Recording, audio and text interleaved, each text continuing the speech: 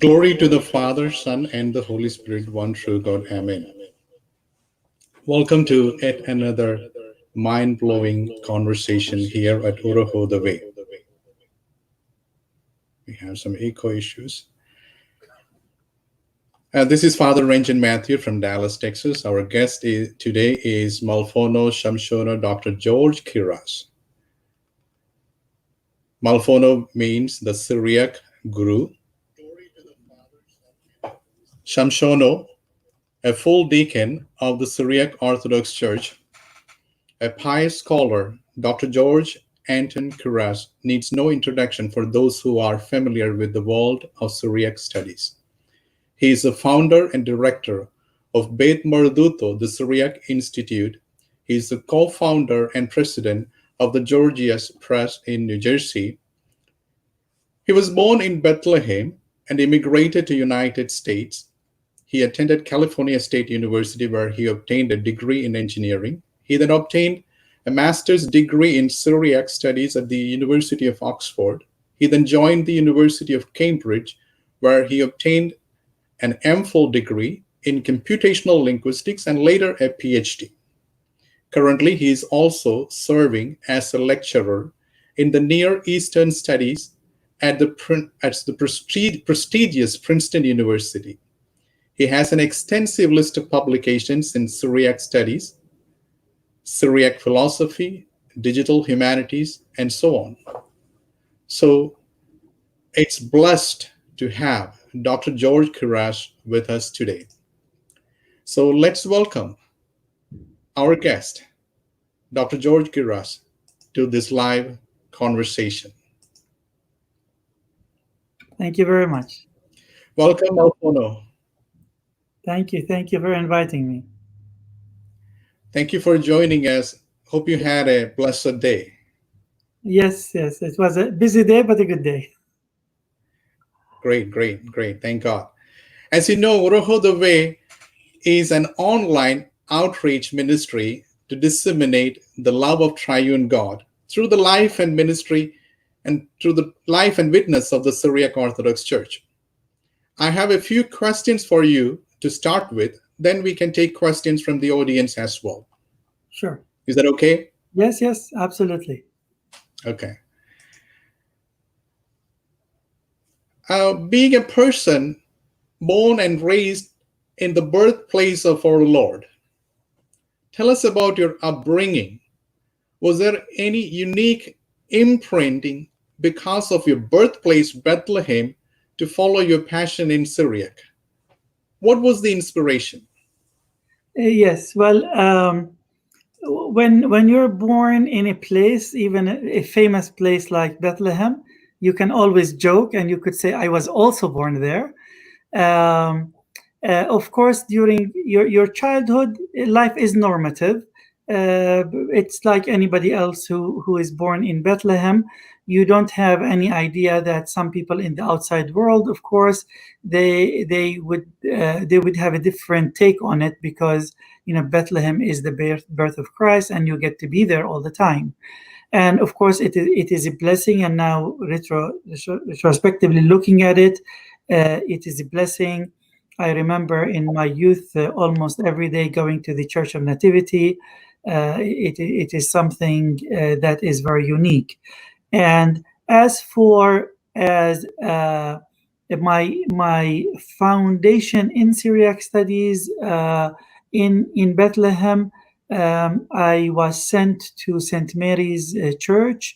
That's our church in Bethlehem, and it was really on the Gudo that my attachment and my passion of Syriac took place. My parents sent us to our priest, and you could see on the screen now the Church of the Virgin Mary, and the Gudo is these two lecterns, one next to the Christmas tree. And I was a little boy standing behind it with the priest on one side and the head of the deacons on the other side. My head hardly would reach the big manuscript of hymns that was on it. But this is how I started, and a love of Syriac began. That's nice to hear. where the church life, you said you attended the Church of Nativity. So the church life and the Syriac Orthodox liturgy had any impact in shaping your passion in Syriac language and studies? Maybe I reframe this question. In what ways the Holy Spirit led and conspires your dream of pursuing Syriac? So basically, when as I said, when I was a kid, we were sent to Abuna, to Father Yaqub there, who taught me and taught my sister Syriac. And at some point, Father Yaqub said that George needs to go on the altar. And maybe I was 8 years old, and I began to go on the altar. But it was during these liturgical prayers and access to the Syriac language that something clicked. And I became obsessively in love with the Syriac language, its heritage. You know, our books in church during those days were manuscripts, so you come to use manuscripts on daily basis. It was so nice to see all these manuscripts written by hand in color. It was really fascinating for me, and that played part in creating this click that instigated my desire to go further with Syriac.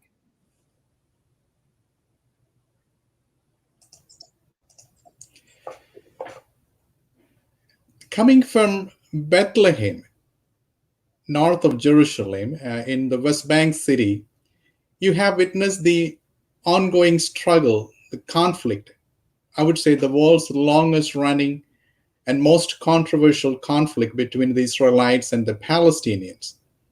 So you never took part, being a Christian, being a minority, maybe how did this impacted you as a child? And as a youth and an young adult, maybe as a minority Christian in an Arabic speaking community? Yeah, so Bethlehem, during my time at least, is mostly a Christian town, and we lived in a Christian neighborhood. Of course, we had Arab and Muslim neighbors, whom we had very good relationship with in our street. Although most of our neighborhood, it was called Ras Ftais. It was more or less a Christian, and most of the Syriacs also lived in that neighborhood. Now, I was born in '65, so only 2 years later, where the Israelis entered Bethlehem, and the form of government changed to a military occupation. And as Syriacs, we grew up more or less as a minority in Bethlehem. We were only about 300 to 350 families, maybe. So it's not a huge population. But because we lived in a specific area, most of us were concentrated in that area, that gave us strength to keep together. So the area around our church is called Hosh Syrian, which means the Syriac neighborhood. That's where our church was, where our Boy Scouts and Girl Scouts were. And many of you who watch Christmas celebrations in Bethlehem, you see our Syriac Scouts. We're always proud of them. They play the bagpipes, and I was part of that group. We also have the Syriac Club, and we had the Syriac Church and St. Ephraim organization. Everything was concentrated in that area. In terms of the political struggle, of course, as a minority, we try to keep a low profile, but you are always, affected. Of course, we understand the struggle that our Arab neighbors always went through, and it was difficult for them and for everyone. But later on, of course, things became worse and worse. During my time, it wasn't as bad as it is now. There was no wall separating Bethlehem from the outside world, while now there is a wall. So the political situation has changed a lot to the worst, I'm afraid. Yeah, and that's good to hear. So now coming to the Syriac language, we understood this as the language spoken by our Lord Jesus Christ and his disciples. So this language is so close to our hearts. We still preserve and use this language in our, this is our liturgical language. Can you tell us what Syriac, what is Syriac? What does it mean by saying Syriac as a dialect of Aramaic to the Western world? Yeah. And who all are using this either in their liturgy or in their spoken vernacular? Is this a purely Christian language? So tell us more about what Syriac is. Yeah. So Syriac, we say it's a variety of Aramaic. So Aramaic is the umbrella, umbrella in the sense that there are many Aramaic varieties. Varieties is the modern linguistic terms that replaces dialect, and the same way you have British English, Australian English, Canadian English. You also have different forms of Aramaic, and so Syriac is one of them. That means these languages are more or less mutually comprehensible. If you speak one another with one language with some exercise, with some practice, or if you have contact with another community that speaks a different form of Aramaic, then you will understand it. Aramaic even today is not particularly only a Christian language. We use it, of course, liturgically in the Syriac Orthodox Church and in the Syriac Catholic Church and in the Maronite Church. This is the West Syriac form that you see on the screen, on that gray arrow that goes up and down. But also there is another variety of Syriac called East Syriac, which is used by the Assyrian Church of the East and by the Chaldean Church. But this everything that's shown in pink in the image that you see, this is what we call the Aramaic, the Syriac variety of Aramaic. Now there are other varieties. People speak kind of the day-to-day form of the language. For example, in Tur Abdin, in Iraq, in the Nineveh Plain, they also speak Aramaic varieties. And there are Jewish communities from the same area that speak very similar dialects. And many of these Jewish communities now have immigrated to Israel. And there are two villages in Syria that also speak Aramaic, Jabeddin and Bacha. They are not too far from Damascus. So although Aramaic mostly today is a language for Christians, but is also used by Jews, and also it's used liturgically by some Jewish groups, and Aramaic is, as I said, is used by two Muslim villages in Syria.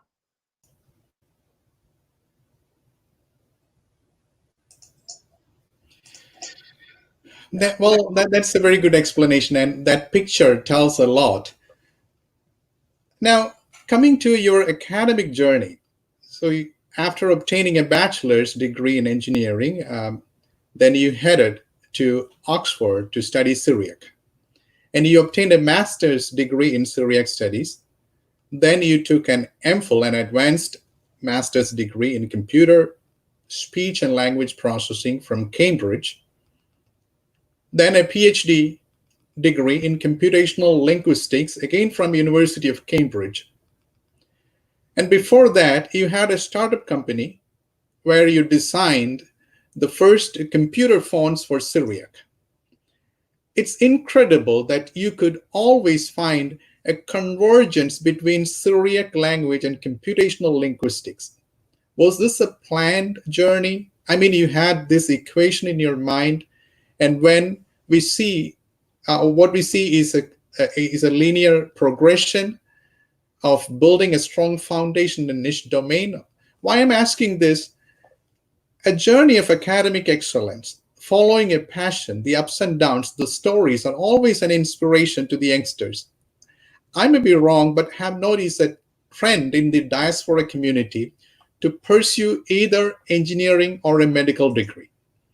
The end result is we have a lot of good doctors, good nurses, good engineers.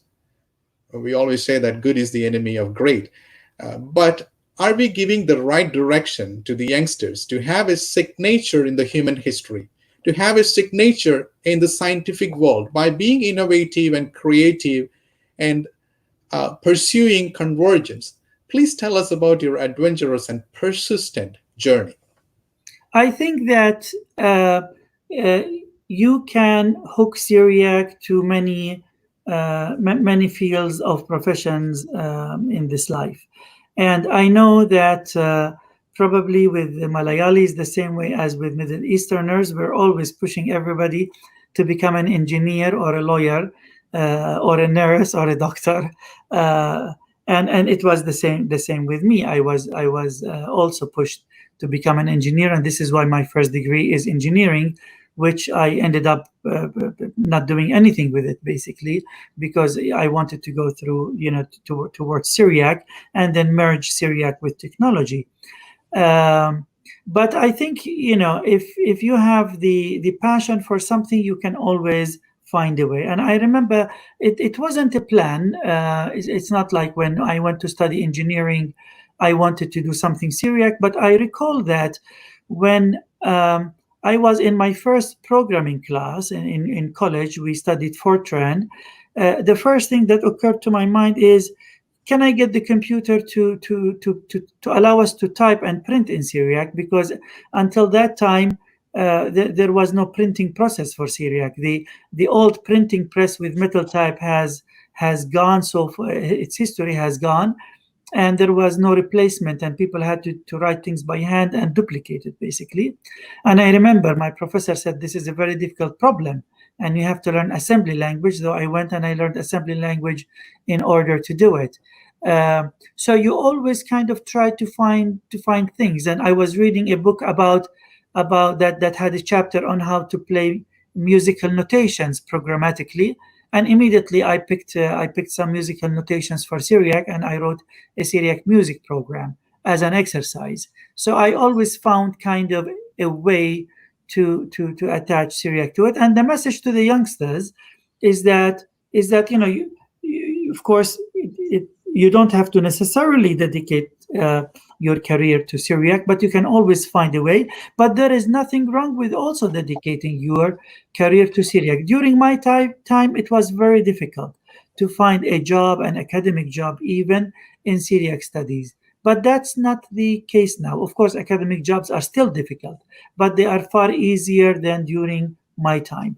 So I encourage people, if you have the passion for history, for philology, for religion, for philosophy, for any of these studies fields in the humanities, to pursue such things. We don't all have to be engineers. That's nice. Those words are really encouraging. And the journey continued, and now we have a distinct entity called Syriac Digital Humanities. What does that mean by saying Syriac Digital Humanities? And also tell us what are the available, for the common people, what are the Syriac digital tools, like, cell phone application you can type in, or maybe apps like Beth and stuff like that. Can you tell us more about the Syriac Digital Humanities? What does that mean? Yes. So basically, the Syriac Digital Humanities means applying computer applications or writing computer applications that can serve the Syriac language. For example, you have on the screen here a chart of Unicode. Unicode is an international consortium that decides for every letter of the alphabet, we're going to save it under one particular number. So you see here, if you can read Syriac in the square that says 0712, this is reserved for the letter B in Syriac. Imagine if your computer has a number for the letter A and another computer has a different number. You cannot write text to each other. You cannot transfer files because your A could become a D or an F in another machine. That's why there has to be a standard. So this is, for example, one of the standards of the Syriac Digital Humanities. Uh, Basically, as I said, it means having applications that deal with the Syriac language, but also its heritage. So there is an app, for example, that we did about a year ago with Bishop Dionysius John Kawak of the Eastern United States, a Beth Gazo app. It's called Beth Gazo Portal. You could go and download it from for Android and for iPhone. So here you have an app that is serving something in the humanities, liturgy and music. Also, you have online journals such as Hugoye. It serves the academic field of Syriac studies, but it uses the digital humanities. We have an online encyclopedia. So writing an encyclopedia is a task in the humanities, but it is done in a digital form. So this is what is meant in the digital humanities. When I started in the 80s, people used to call such thing computing and the humanities or humanities computing. But in the late 1990s, somebody wrote a collection of papers, put a collection of papers together to publish them in this field. And the publisher came up with a nifty title, called it the Digital Humanities. And from the title of this book, it spread and it became a real name for a field. That's interesting. And you have been instrumental in establishing Beit Mardutho in 1992, the Syriac Institute, with a vision to promote the study and preservation of this language. What are the activities of Beit Mardutho, and how can people across the globe make use of this? Yeah, so if somebody goes to the Beth Mardutho website, they will see on the first screen kind of the major activities. They are shown kind of in blocks. And one thing that we do is we offer online courses to teach the Syriac language. We have courses that we teach online synchronously. That means you are with the teacher. And we also have asynchronous, which means we also have courses asynchronous. That means on your own pace, you can go and you can learn the Syriac language. We also have many free resources. If you go to the library on that page, you just click on library, you will see on the screen here all these books. We have about 8,000 books in our catalog, but about 2,000 of them are freely available. You can download them, you can read them online. Also, from the home page, you could click and go to an encyclopedia of over 700 articles on all sorts of discussions of Syriac studies. We also have an online journal, Hugoye, Journal of Syriac Studies, which we publish twice a year. All these resources are free. Also for programmers, for example, let's say you are a programmer and you want to do an app for whatever function, and you want to add Syriac to this app. We have a template app that shows you how to include Syriac in your app, both for Android and also for the Mac. So you can download it and you can build your app.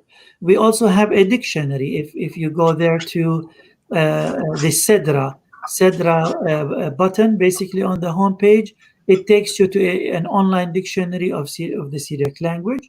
And our last project is called Simtho, where we are publishing texts. We have more than 7 million words of texts that you can search, and you can look for a word and see how it is used in sentences, for example. So all these resources are available for free at Beth Mardutho.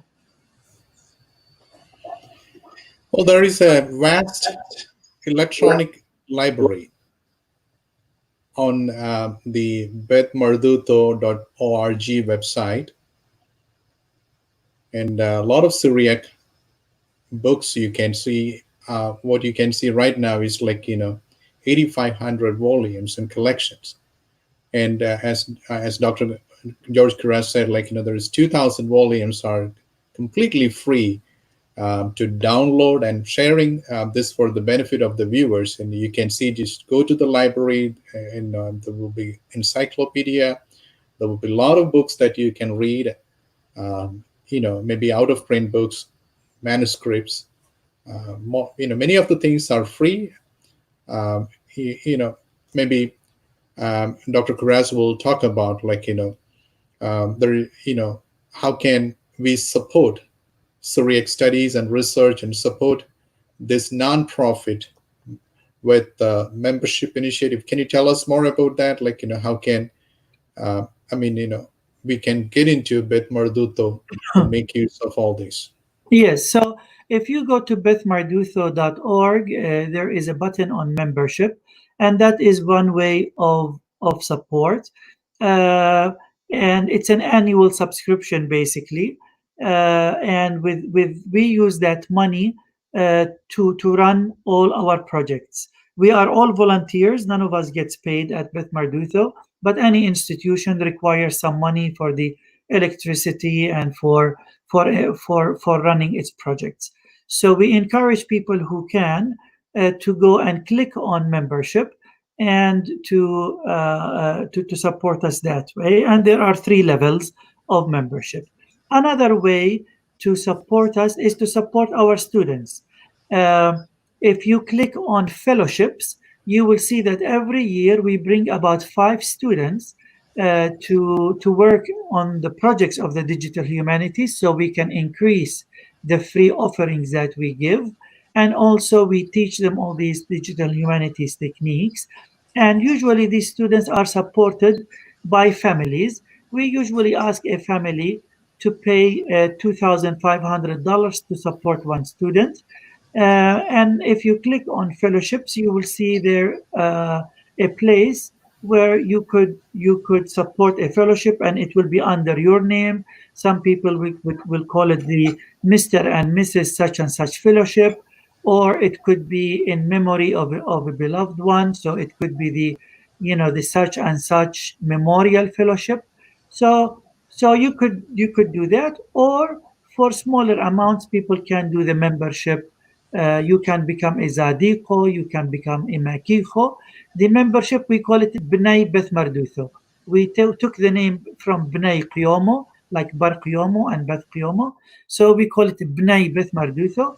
And you can become part of the Bnei Beth Mardutho by clicking on membership. And that's how you can support us.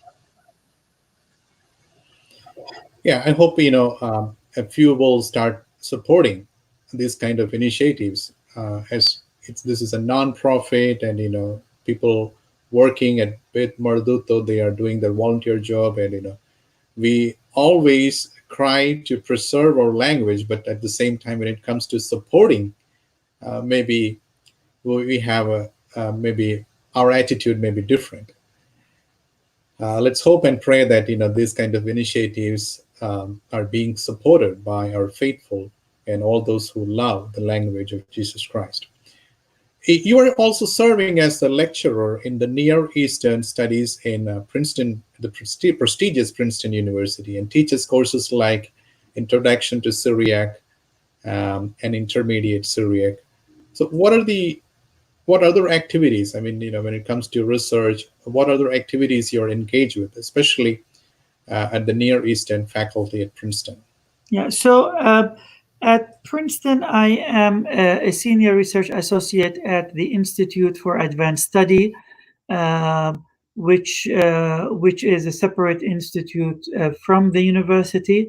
This is the institute that concentrates primarily on research, and that's where I do a lot of my research on Syriac and also related fields. I am part of the Middle Eastern group there at the university, and what you see on the screen is one of the university classes. It is Syriac 2 from 2 years ago, or the intermediate Syriac class. So at the university in the Department of Near Eastern Studies, I teach Syriac on and off whenever they need classes. It tends to be kind of every couple of years.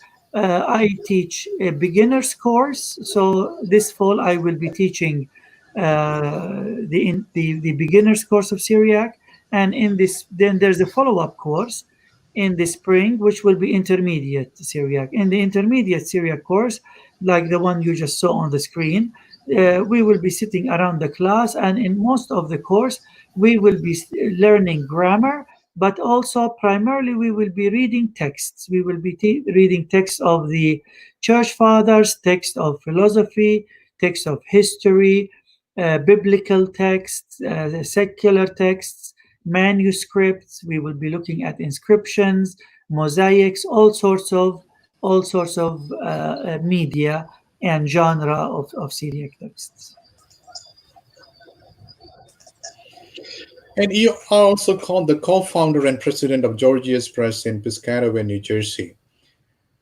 What is the kind of publications you have at Gorgias Press? So Gorgias Press has a wide range of publications, but mostly they concentrate on the Middle East and other Eastern regions as well. So we don't have that much on Europe and on America, but on the Eastern parts. We publish on the ancient Near East. We publish on the Bible, on biblical studies, both Old Testament and New Testament. We publish on the Hebrew Bible, Judaica, on Islamic studies. And for your viewers, they may be interested in the topic of Eastern Christianity. We are one of the largest publisher, if not the largest publisher, in Eastern Christianity. So we publish books mostly in English. They tend to be academic books. So it's the sort of books that will end up in university libraries to be read by professors, by graduate students. For this reason, unfortunately, Gorgias books tend to be quite expensive, like your university textbooks, because it is that kind of market and that kind of genre. But for people who belong to the heritage and who want to read some books because it is part of their heritage, we don't want the academic market to stand in their way. We usually tell them, if there is a book that you really would like to get and it is outside of your budget, don't hesitate to contact customer support. Explain to them that, this is part of your heritage, that you would like to get some books and educate yourself about your heritage, and usually they will understand. Unlike many other publishers, they will help you to obtain these books, and so you don't have to pay these exorbitant prices that are really aimed at university libraries. It's like, most of the prices quoted are the library prices and, hardbound. And so those who need some kind of a discounted price, they can reach out to the customer service. Is that what you're saying? Yes, if they can reach out to the customer service, they can explain, I belong to a Syriac community or to a Syriac church, and, I want to read this book by, Saint Ephraim or Jacob of Surug, and it's important to me. Is it possible to offer me a community discount? You will find that customer service will be understanding.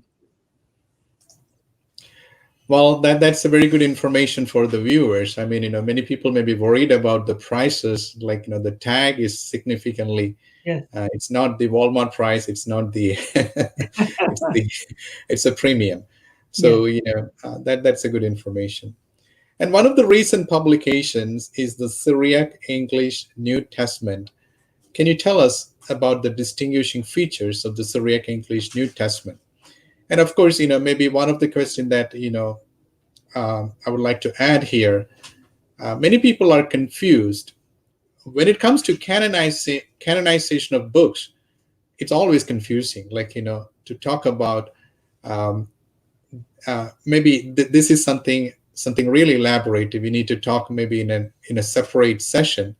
But if you could highlight the inclusion and exclusion from a Syriac Orthodox perspective regarding the canonization. That will also help. But we would like to hear the new book, like the new Syriac English New Testament.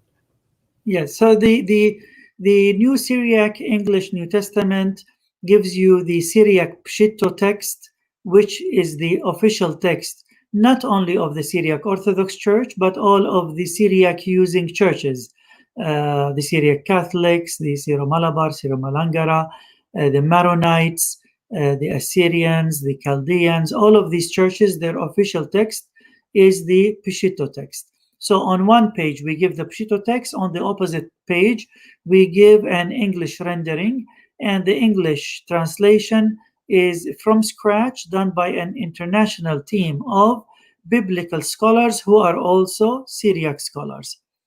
Now, in terms of the features of the Syriac Bible, it is unique in the sense that its text is very ancient. And many times the Syriac is preserving readings that in the Greek New Testament have kind of progressed into something else. So sometimes the Syriac agrees with the ancient Greek manuscripts against later Greek manuscripts. And most of the Bibles in your hands many times are based on later Greek readings. So this is why you will be able to access nice readings that Syriac has preserved, very ancient readings. Now, when it comes to canonization, well, before I talk to canonization, since you have it on the screen, on the bottom also you see a lot of footnotes, and all these footnotes will explain to you the relationship between the English translation and also the Syriac text. Sometimes, because Syriac is a Semitic language, it's not easy to translate things word for word for English. It doesn't work. Yeah. So in Syriac, when we say all the time, we say night and day. In English, we say day and night. So things don't work always the same. So when we deviate, so to give you the Syriac sense, it's not exactly the Syriac words. We give you in the footnotes exactly what the Syriac says literally. Now, in terms of canonization, there are some verses in Luke, in Acts, that are not part of the Peshitta, not because the Peshitta is lacking these verses, because the very early Greek manuscripts also don't have it.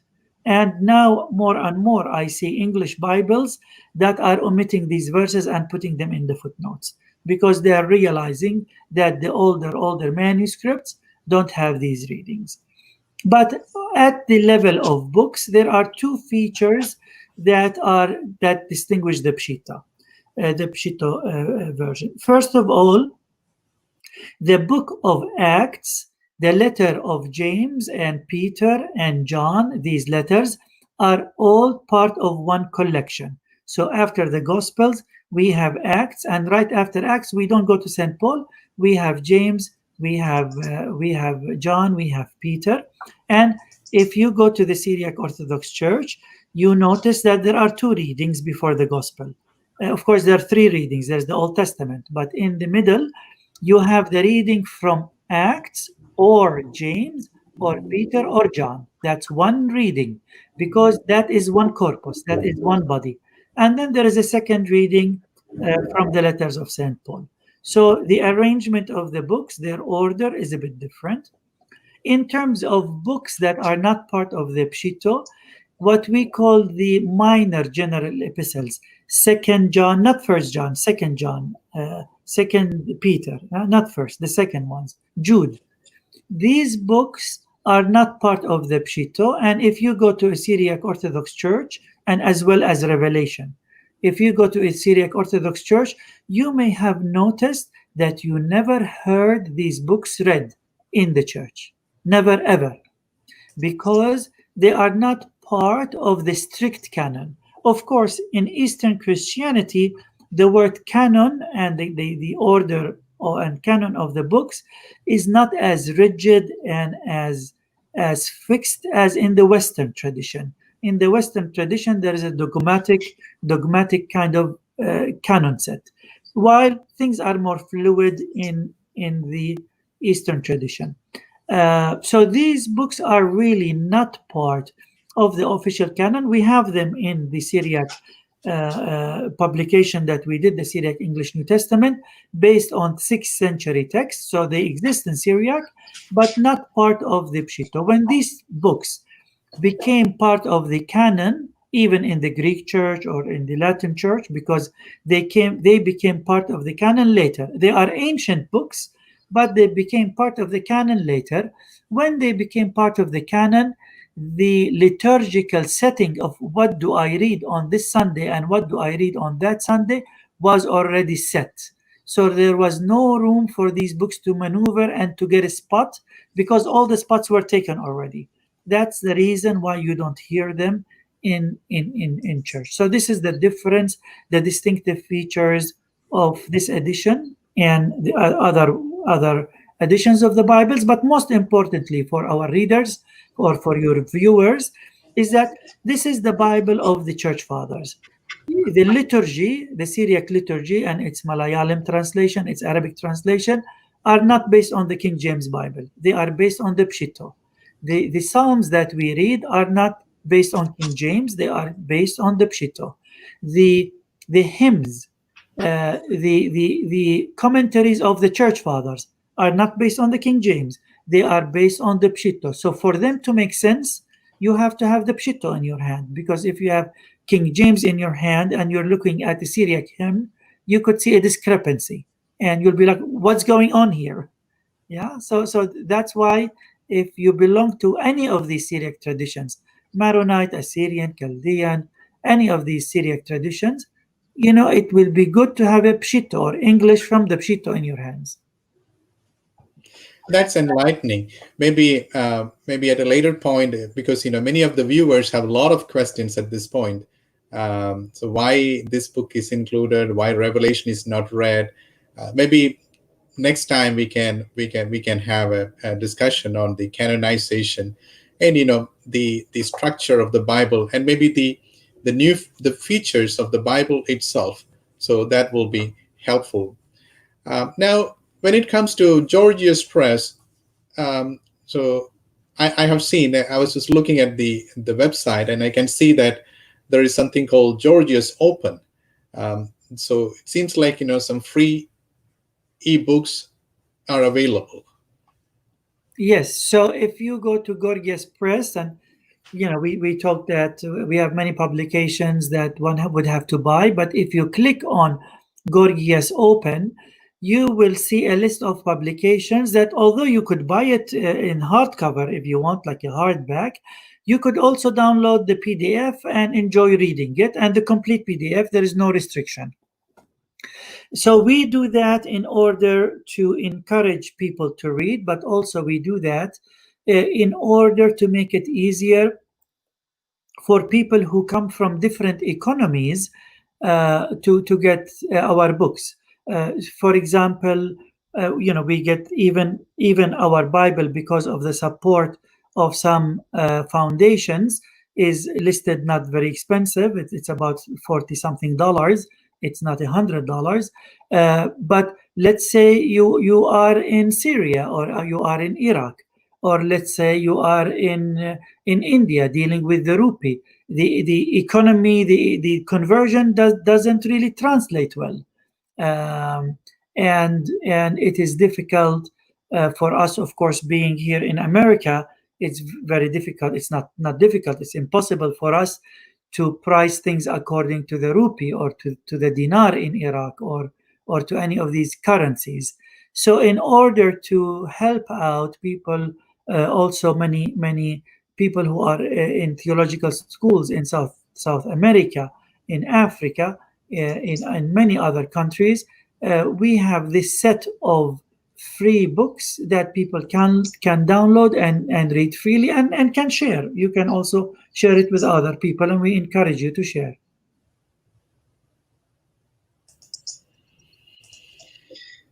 Now, thanks for that information. Let's talk about the future. Where do you see Syriac language, maybe 10 years from now, maybe 25 years from now? What impasses do we encounter to project Syriac as a third force in the Christian world, the Syriac school of thought? Yeah. Its unique theology, its massive wealth of literature in the academic world. How can we project this as the third force, especially in the West? Do you see a trend towards embracing this hidden pearl at the same time? With all these impasses, is there any trend towards Syriac as well? Yes. So I'm going to talk about two aspects of it. One aspect of it, Syriac within the heritage communities and Syriac outside of the heritage community. Let me start with the outside. I'll go back to the inside. There is now a trend in academia to embrace Syriac and to study Syriac more and more. People are realizing that that Syriac will help me not only for the sake of Syriac, but also will help me to understand other cultures and other religions. If I want to study the early Islam, Syriac will help me. Understanding that milieu where Islam rose will help me. If I want to know or to study things pertaining to Judaism, to the Hebrew Bible, also Syriac will help me, because Syriac is not a culture on its own. It did not live kind of far away from Judaism. In fact, many people talk about the Semitic nature of Syriac thought and Syriac philosophy. It didn't grow, or Islam didn't grow away from Syriac. It grew within the similar milieu, linguistically, culturally, and so on and so forth. So on Monday, I start my annual course, which I teach every summer. And because of COVID, we are online now. I have about 45 students. Few of them belong to the Syriac community, maybe 3 or 4, but 45 students, you're talking about Americans and Canadians and Europeans and Japanese and from all sorts of cultures are studying Syriac. They are interested in it academically. They're interested in it because of the spiritual philosophy and the spiritual thought that it offers. So it looks very good at that academic level outside of the heritage because there is an embracement of Syriac, and there are more jobs that we see now, more people in universities doing Syriac. Going to the communities, of course, all of these people who study Syriac, they're going to study it because of historic reasons. They want to read old texts, but they're not going to become users of it. The users of Syriac are the Syriac heritage communities, the Malayalis, the Syriacs in the Middle East, the Assyrians, the Chaldeans, the Maronites. These are the users of the Syriac language. There is liturgical use in the church, but also there's cultural use. Also, there are secular magazines, community magazines, now radio stations. There are Facebook pages. So there is that use of the Syriac language, and we see it growing. But there is one impeding danger because of the current political situation, particularly to the communities that use Syriac who are from the Middle East. Not that much from India because of the political situation. For people from the Middle East, each war is generating more and more immigrants. And unfortunately, we know that in the West, we cannot survive beyond 2 or 3 generations. The melting pot is a natural thing and has to take its effect and takes its effect. At some point, if these wars continue, if immigration continues, and I cannot complain about immigration, I am an immigrant, but we're just talking about the problem that all these wars are causing. More people leave, there will be no more people to leave. And then 2, 3 generations after that, will there be any Syriac Christianity that came out from the Middle East and its descendants in the West? That is a big question mark. It's not as big of a problem with our Malayali brothers because of numbers, basically. Of course, the same problems are faced. The melting pot takes its course. But we are talking about millions of Syriac using Christians that come from India. We're talking about hundreds of thousands. If you put together all the communities, you might come to a million or so. It's not that much of a number. So there is a danger, existential danger there. And for that reason, the communities need to work about preserving the culture and the heritage, but they need to concentrate on the youngsters. We can't go, I mean, I love the Syriac language and the heritage, but we cannot go fanatic and say only Syriac in church because we have to also keep the people. If you only keep the language and you're not keeping the people, what is use of the language if there are no people?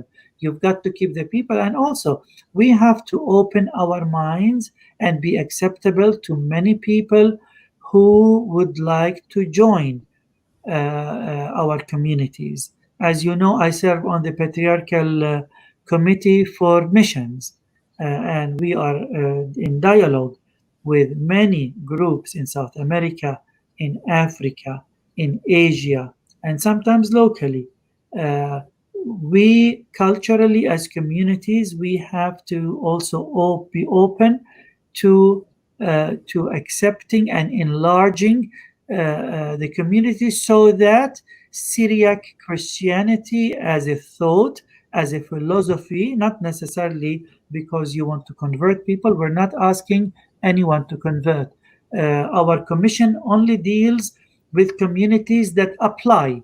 They apply to join and to belong to the Syriac Orthodox Church. And then, of course, we have to process their applications, and we have to, we are in dialogue with His Holiness the Patriarch, and then with the Synod. There are processes for that. But as communities, we have to be open to that. Not just His Holiness and the bishops.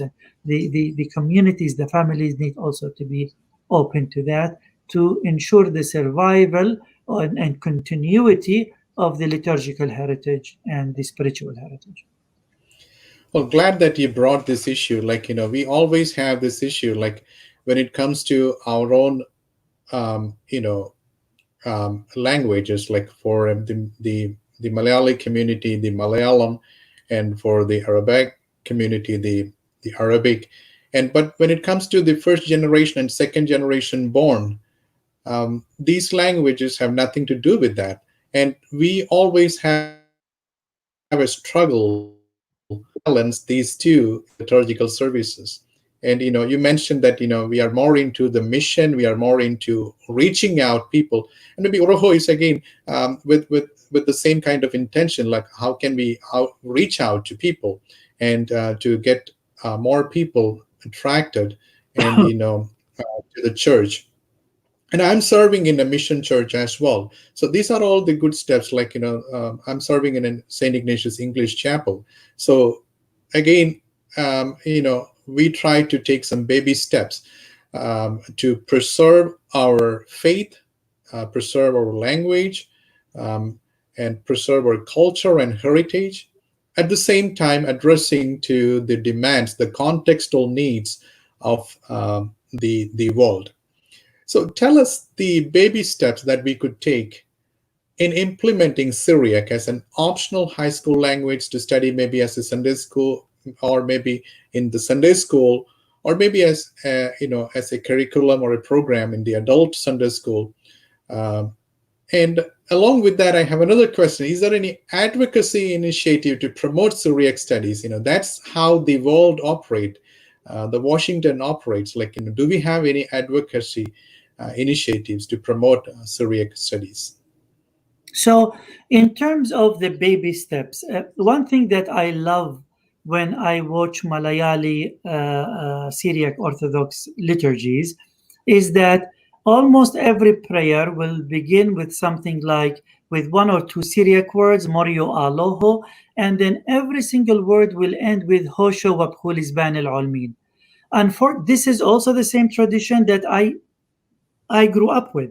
In Bethlehem, if the priest chose to say a particular prayer in Arabic, it had to end with Hosho Wabkhul Isban al-Ulmin. Unfortunately, now that is being that's getting lost now, and in some of our parishes, and that would be a very good step to put this back. Start the prayer with one or two Syriac words, end it with one or two Syriac words. We have the hymnals, the Barikh Mor and the Min Olam Mu'adam al Olam, and the word of the institution. Sometimes, unfortunately, even the words of the institution are moving away from Syriac. These basic elements can remain Syriac, but then the big bulk of things can be in the local languages, so that people can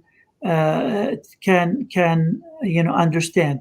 But if we go 100% local languages and we don't have these key phrases just as identity holders, you want them as identity holders. They're not going to promote Syriac, and they're not going to bring Syriac back alive if you say Barikh Mor and Hoshu Wabkhul Isban al-Ulmin. Their effect is more going to be psycholinguistically, sociolinguistically. It's going to be more towards building an identity, be it you're a Malayali speaker, English speaker, or Arabic speaker, that I belong to this Aramaic using church. So that is a very important step. I encourage every priest, every clergy person to maintain that if they're doing it, and if they're not doing it, to start really doing it. As for teaching also, in the sermons, we could also mention words like Aloho and Morio. In the New Testament that we just published, we kept Shlomo. It will not say he came and he said peace to you. In our English translation, we say, and he came and he said Shlomo to you, just to keep these. And also another word is Rabban. When it is Rabban, it's even in the Greek sometimes Rabban. It says Rabban. We kept it as Rabban, and in the footnote we explained it in the New Testament. So to keep these Syriac elements even in our talk, in our sermons, and in Sunday schools, to add some of this glossary to the curriculum. And it doesn't hurt, of course, if there are people who are interested to learn the language, to start having Saturday schools, evening schools. Now, coronavirus taught us that we could do everything online. So we could start having these online courses to teach Syriac. And there are many people who are actually on Facebook. They have a Syriac school. They're running courses. So that is really very good.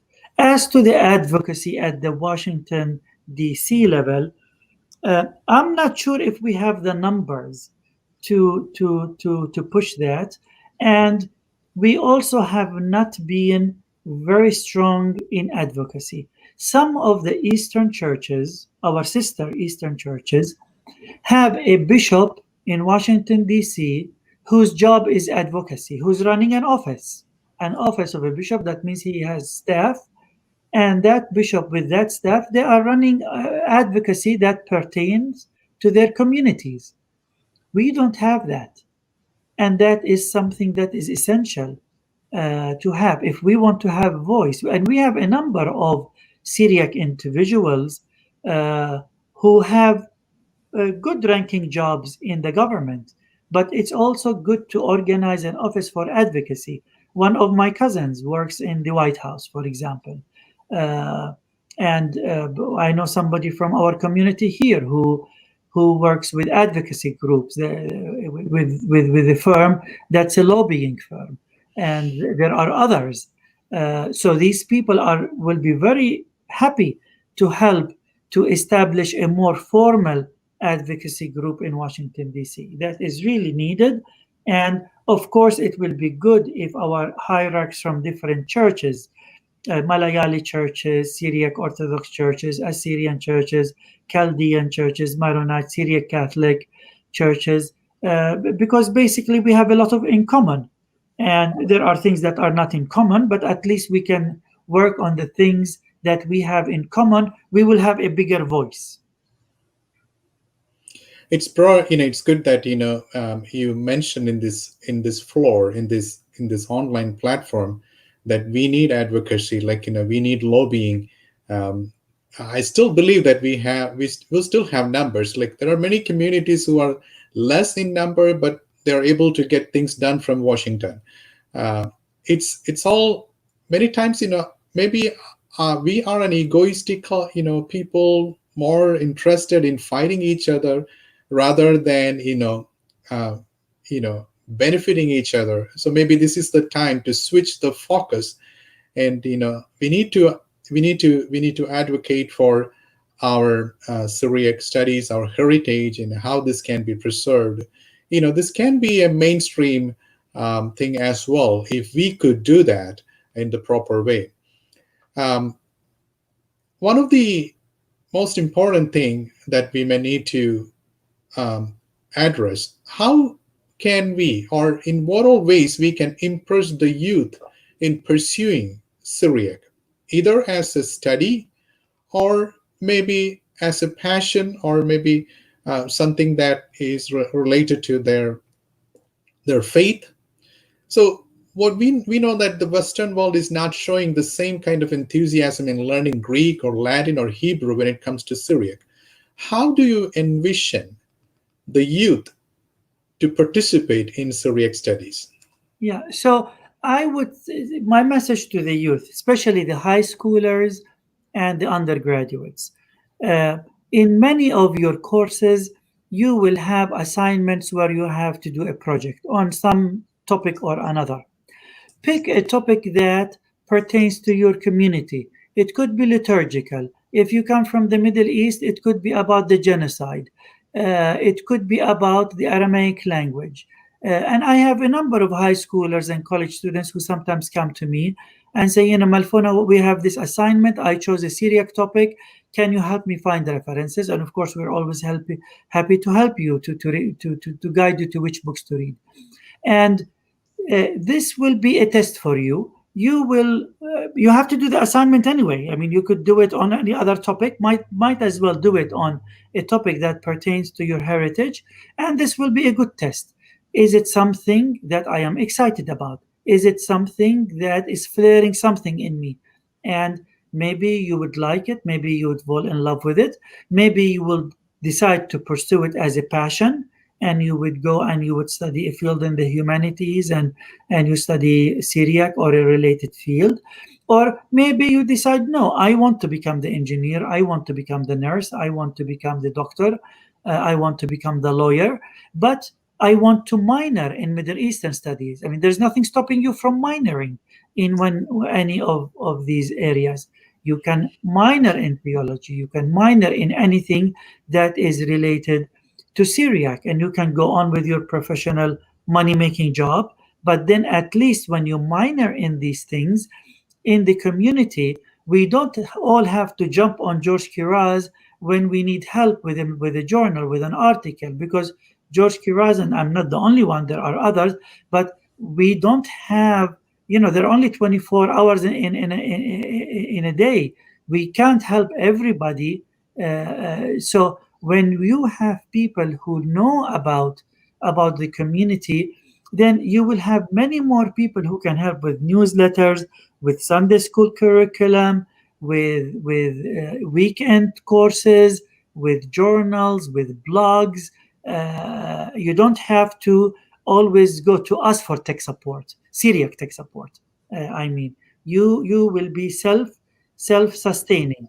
This is something that is really lacking in all of our communities, that there is the collective knowledge of the heritage is unfortunately extremely basic to non-existent sometimes. We need to hire that up. Your average person needs to be able to answer half of the answers that I answered you today. That should not be, what is Syriac? Is Syriac Aramaic? Is what is the canon of the Peshitta? What is the Peshitta? What is the Peshitta? That should not be a question that we have to ask George Kiraz. That should be a question that you could go to any high schooler in church. They should be able to tell you what the Peshitta is. They should be able to at least tell you what Syriac is. So that is something that is really lacking, that we really need to work on. That's a baby step. That's a big baby step. Thank you. Thank you for that enlightening thing. Maybe this part need to be edited, and this need to be shared with our youth groups, like how they can minor in Syriac or Near Eastern studies. So at the same time, they can go with their profession, but taking up Syriac, or maybe the church or the theology, the Oriental theology as a minor, as a vocation, that helps.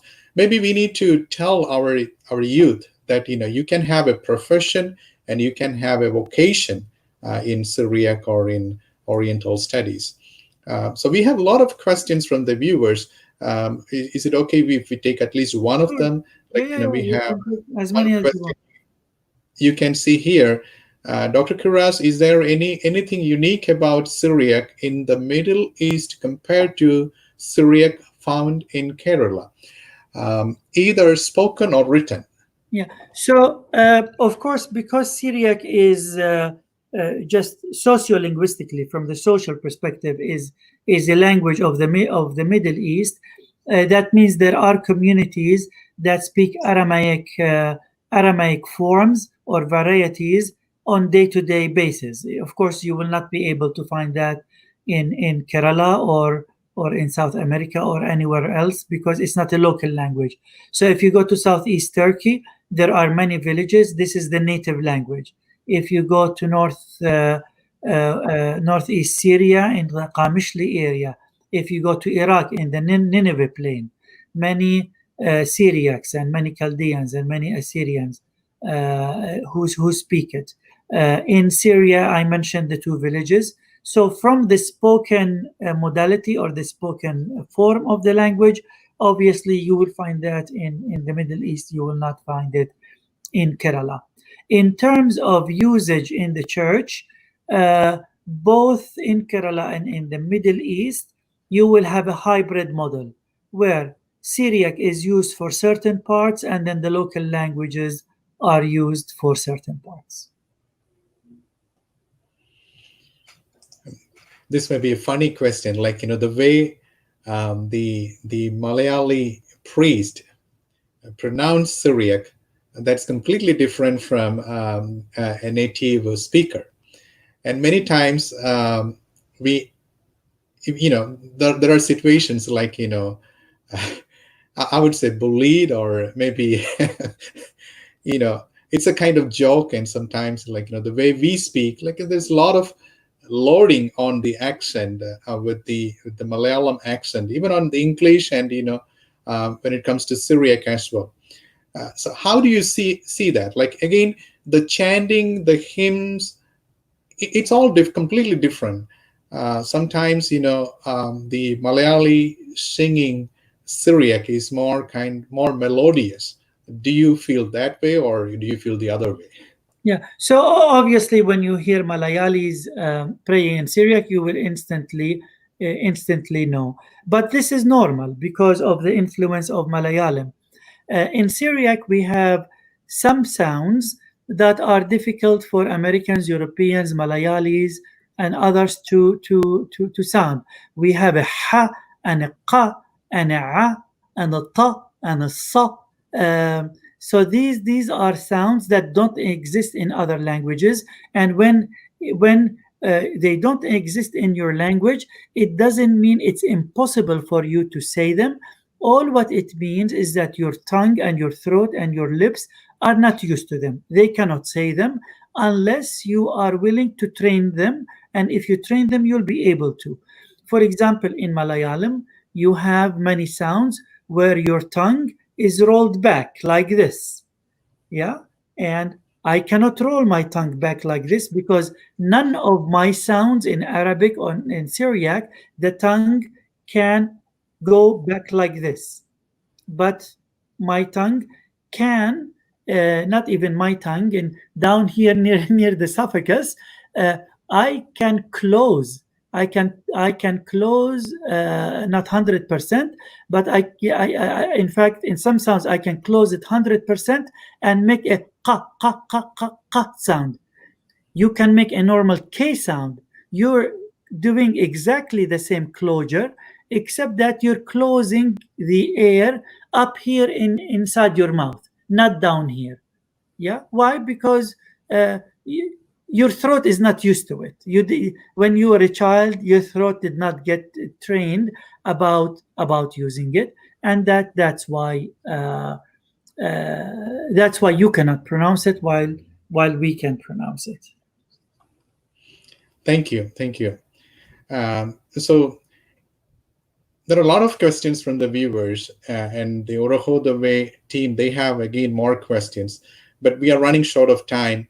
We can talk about the other important aspects, like more in-depth discussion on Syriac literature, theology, Syriac church fathers and mothers, and present-day challenges, future aspiration of Syriac studies, and of course, the canonization process, and on the upcoming digital technologies, maybe in another episode as time Yes, permits. I will be happy to do a Q&A episode, Oh, only thank you. Q&A episode if the viewers would like. Thank you. That's interesting. That will be, we'll look forward to that as well. So thank you so much, Dr. George Kiraz, for sharing with us, being the guest of Urho the Way. And I pray that God may continue to empower your journey in exploring, imbibing, and disseminating the same language that Christ, our God, spoke to the world. Thank you so much. Thank you, all viewers. We'll meet again, maybe next month. It's going to be, you will be busy, right? So with your Monday, I start my teaching the summer course for 3 weeks. okay, so that will be for 3 weeks. Yeah, Maybe sometime after that we can catch up on the same platform. We can talk yes, more about yeah. In in-depth 3 weeks, discussion. maybe sometimes end of August we could. Yeah. Okay. Thank you so much. Thank you, all viewers. If you have questions, comments, please let us know. If you like Urho the Way platform and its mission, please like, share, and subscribe our web pages and videos. And you can also join the outreach mission to share the love of triune God by visiting our webpage, Urho the Way. Thank you again. Shlomo, peace and serenity be with you all. Until we meet, have a good night. Thank you. Thank you.